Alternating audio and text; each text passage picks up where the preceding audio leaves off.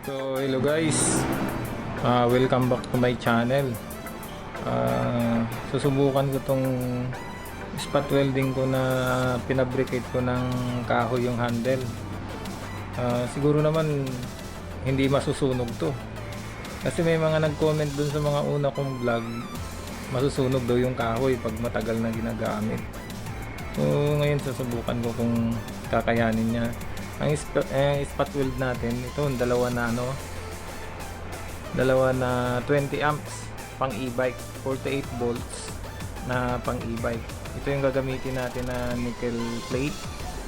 So nabibili po yan sa Shopee ko nabili yan. So spot weld ko tong dalawa.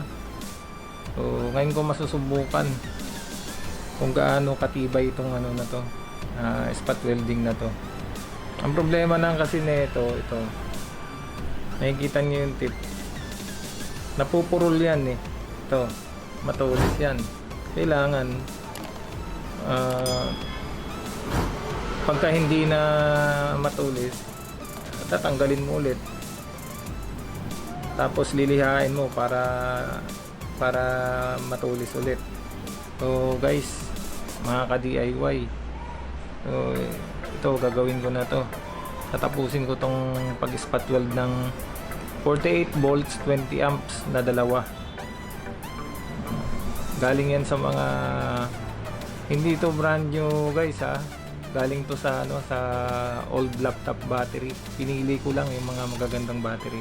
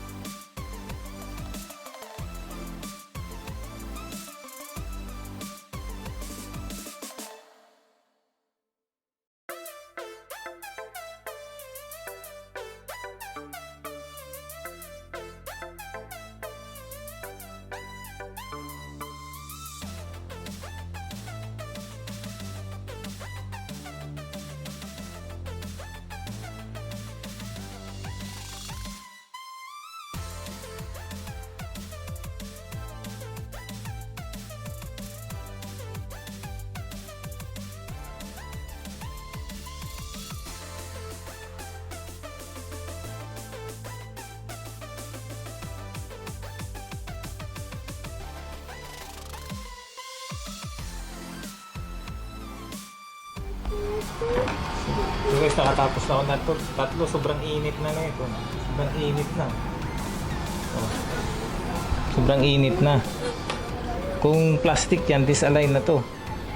Kahoy, hindi kayang palambutin siyempre yung kahoy. So hindi naman nasunog oh. Sabi masusunog. Hindi kaya sunugin yan. Hindi naman init yan Hindi naman nagbabagay ang Mainit lang talaga.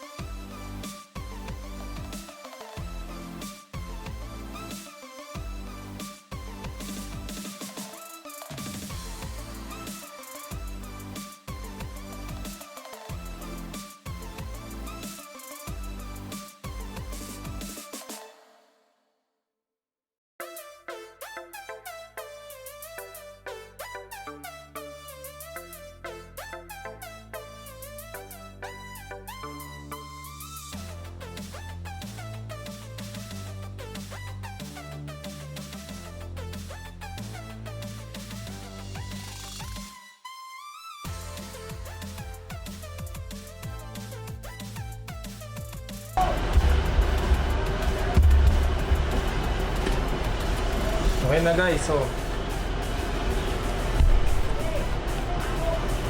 Tingnan nyo, hindi disalign yung ano. Tapos ko yung isang battery. Hindi disalign. Mas maganda talaga kahoy. Kung plastic yan, wala, lumambot na. Hindi ko matatapos yan. Diba? Hindi ko matatapos yung ginagawa ko dahil disalign na. Ayan, align pa rin. Init nga lang, mainit. Sobrang init talaga.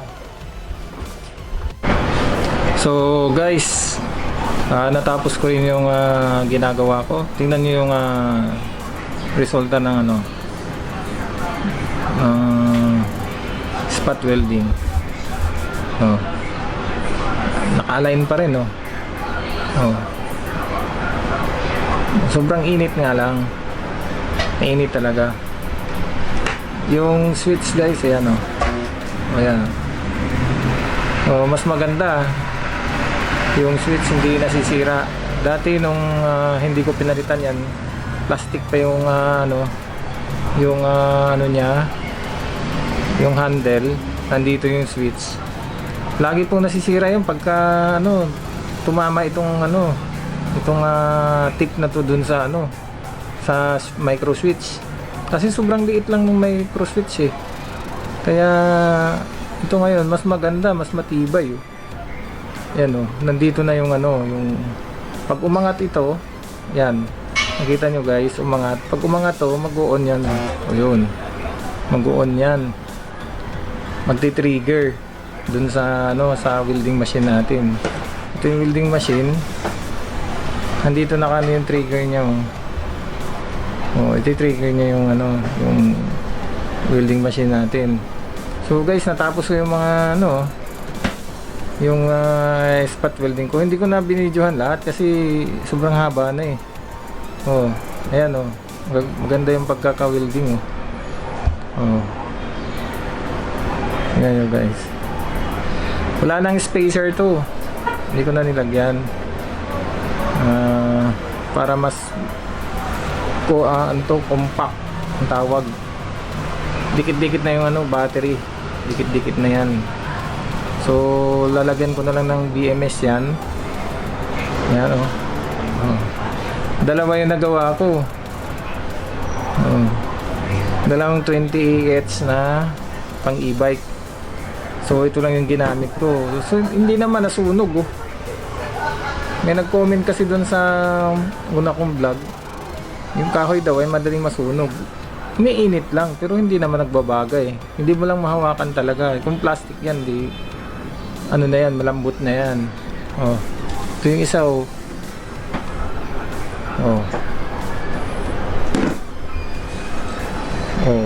tapos na yan BMS na lang po yung kulang yan. Dalawa.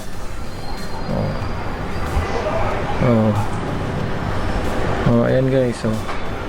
Ganda ng pagkaka ganda ng pagkaka spot weld. Yung ito yung negative. Pang 32650 na na nickel nickel strip binili ko para mas maganda, mas makapal. Ayan. Ayan ayan guys ganda kung may suggestion kayo guys, mag-comment lang kayo sa comment section at huwag kalimutang mag-subscribe at pindutin yung notification bell para lagi kayong notified sa mga bago kong video. Ayan guys mas maganda yung ginawa ko, di ba? Hindi na yung ngayon kung gusto niyo rin gumawa ng ng kahoy replace niyo lang ang ganda tapos yung switch ayan yung switch yung micro switch mas maganda, mas matibay na. Okay na guys. Diba? Change your